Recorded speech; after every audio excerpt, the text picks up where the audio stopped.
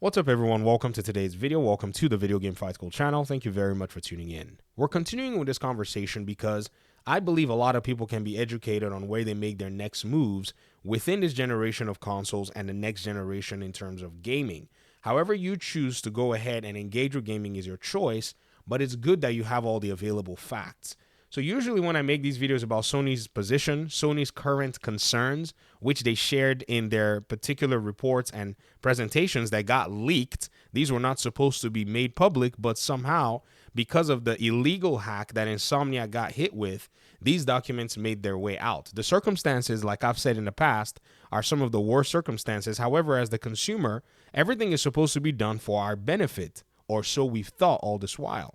Now, it seems like from these particular documents that PlayStation is somewhat concerned about Xbox's model. And in many videos, I've talked about how I think that PlayStation has the option to pivot to PC day one to bring better services to their consumers and be more consumer friendly. And for the most part, by the time they've been doing all this, their live service games and their live service enterprises would have come to fruition, because those things will take a lot of time before they eventually get out there.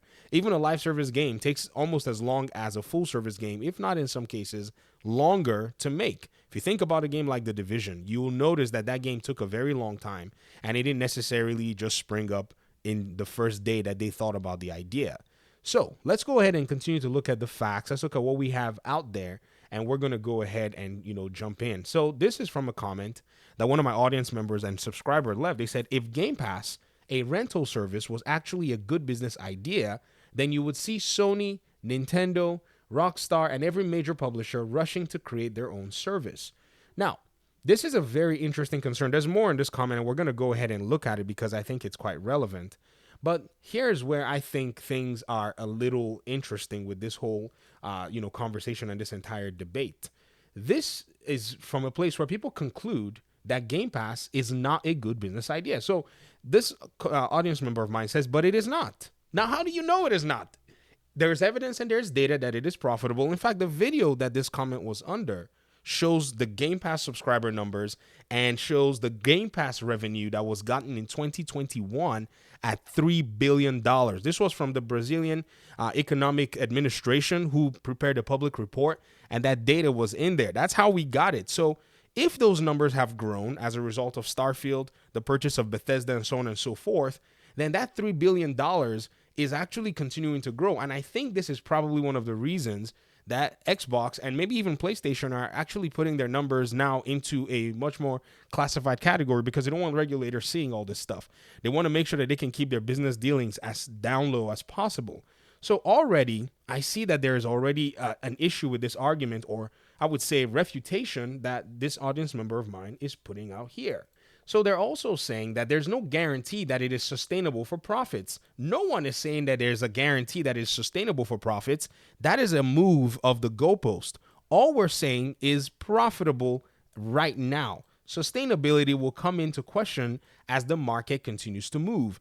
What has happened nonetheless is that PlayStation right now are the ones that are discovering that their market, strategy is now dated, and they are concerned that because of this particular move from Xbox, the market as it is known has basically started to get disrupted and is already threatened. That is the information that we have right now. We're not in a position where we can go ahead and start drawing conclusions as to the sustainability, even though we can predict or at least put a hypothesis and say, what Xbox is doing is probably not sustainable on the long run.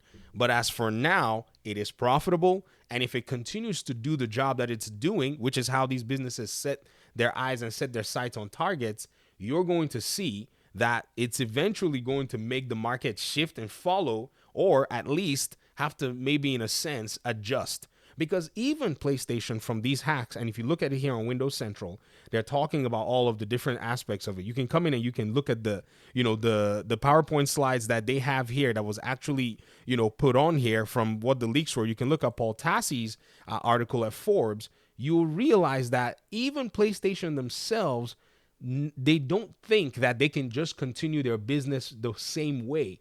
They have to make a move. This is exactly what I'm talking about. This is exactly what I've been talking about in my videos. Now, we have to revisit this particular comment because there's more, and I want to make sure that we get context in everything. Because again, you cannot hide your face from the data that's available to you. Because as I earlier cited in my last video, in 2021, we found out that Game Pass generated $2.9 billion as it was put in the report that CADE did. CADE is a regulatory body in Brazil. So this was during the approval process for a lot of different things, and they brought this data out and we saw it. This was insane that this thing was actually very profitable. Like, everybody was quite shocked and surprised that Game Pass actually was bringing in money for Microsoft. And so when you kind of think about the $3 billion and you put it with the statement that Phil Spencer made that they've spent over $1 billion to acquire the content that is on Game Pass, you'll see that there is a surplus of about 1 point something billion dollars that Xbox has access to that could be used for other costs, which the costs don't seem to be actually a big deal because they already have a platform that they were already running from their business margins.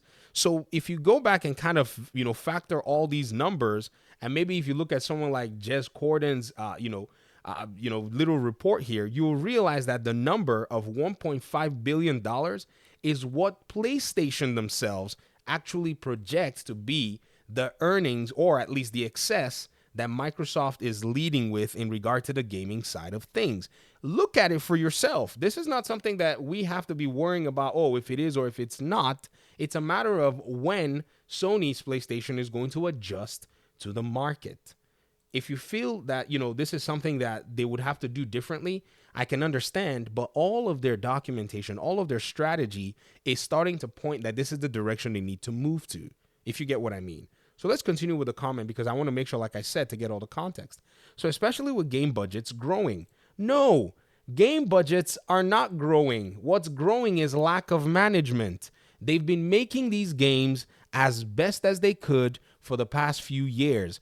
Game budgets, yes, they seem to be growing, but it might be just marketing that's also being fluffed up. And if you look at Insomniac and the way we've seen a lot of things from them, a lot of these companies are wasting a lot of money on consultation fees to learn to do their diversity, equity, and inclusion programs that are just not necessary, in my opinion, as a minority, whatever the heck you want to call me, in developing a video game. You just need to be able to get people who are sensible enough to be able to go ahead and conceive a good concept and put it together.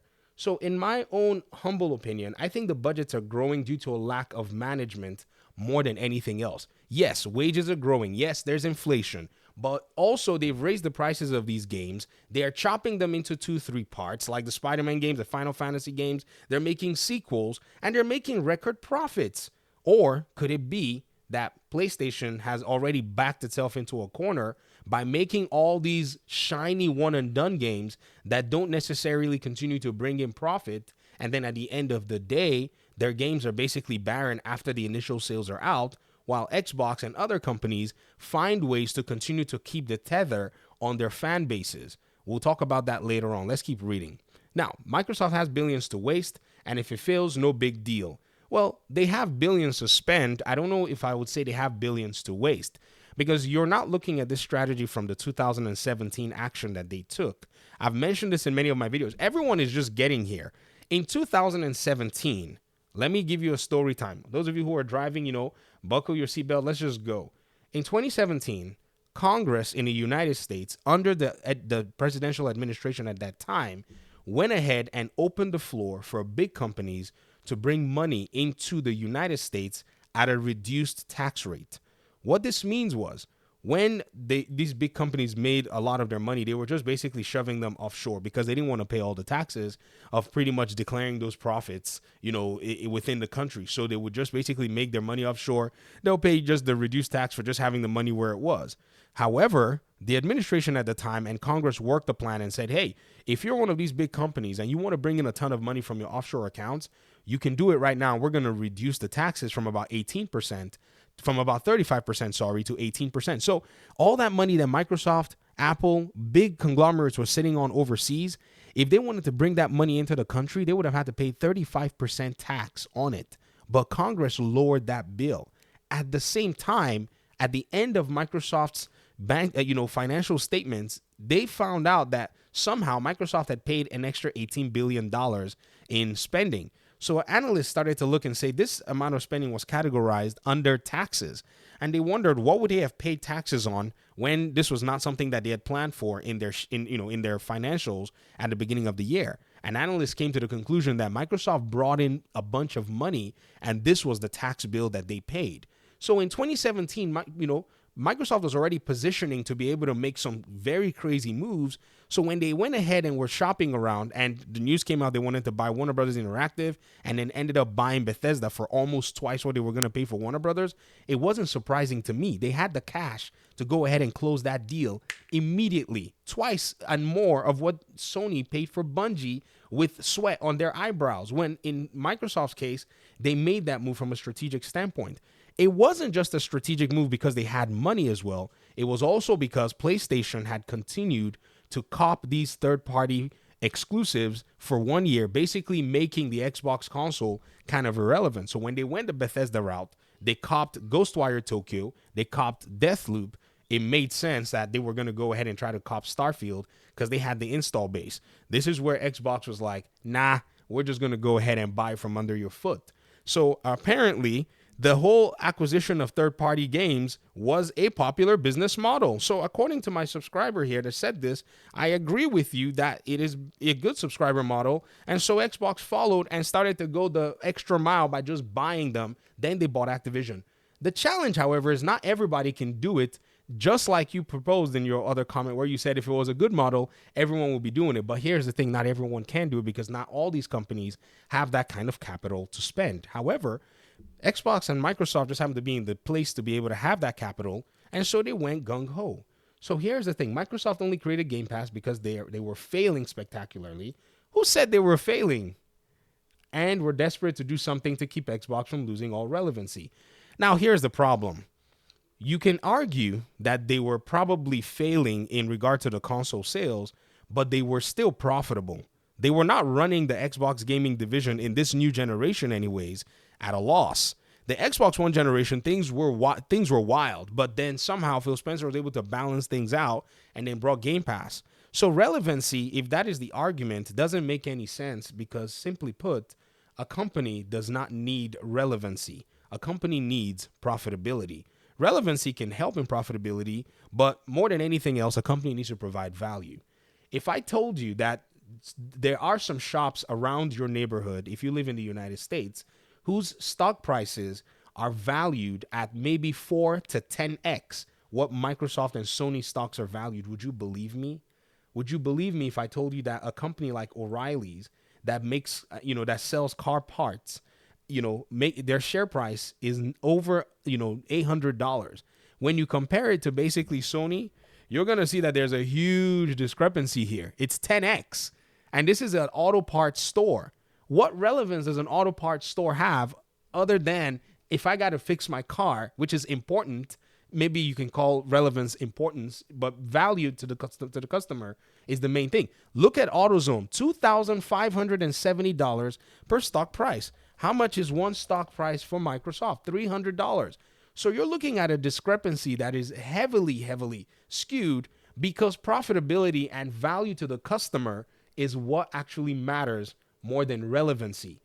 The console war has basically tuned a lot of our people who are in the gaming community out of looking at things from the real economic reality to wanting to play, this, my favorite team, your favorite team. Microsoft and Sony don't care about the gamer. They care about their profits, and they would do whatever it takes to be profitable. So it's not a matter of relevance. It's a matter of profitability. So yes, Xbox seemed like they were desperate and went out for the value proposition move because that's all that was left in the gaming scene to be able to harvest. There was nothing else left. I mean, is PlayStation not relevant right now? Have they not relevantly sold 50 million copies? Yet, they're not as profitable as Xbox is. They're going to basically be behind as their own analysts are claiming, as their own business structure is looking like things are, according to the journalists who are reporting here, dated, disrupted, and threatened. I did not say this. Don't shoot the messenger.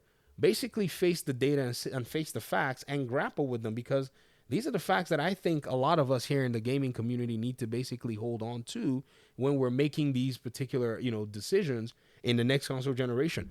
I recommend, ladies and gentlemen, that you just vote with your wallet. I mean, for the most part, people voted with their wallet when it came to Xbox. Many of them said, oh my goodness, Xbox doesn't have the games I want. They're going to go to Sony. But to say Game Pass is a rental service, you're trying to minimize exactly what the service is, which is actually a subscription service. But because I think there's this temptation to want to be disparaging, people say it that way, call it what you want. At the end of the day, it's going to be making stockholders money. It's going to be providing value for customers. And I've always said the moment that Xbox decides they're not going to provide value and it becomes unsustainable and they start to take away, benefits, and the way Amazon is behaving right now, I'm out. Amazon's not going to see my money come January, the heck, whatever it is they want to start charging $2.99 for. They can take that and, do whatever they want with it, but they're not getting an extra dime from me. And I'm also considering unsubscribing from Amazon Prime and just being, a lot more methodical as to how I purchase things. They're not the only place that you can buy things on. So if people want to deal with that, they can deal with that as they please with their money. It's their resources. But I wanted to go ahead and make this case in this video. So thanks so much for watching. I appreciate you guys' time and audience. I appreciate your participation. And so let's go ahead and, talk in the comment section. Peace out.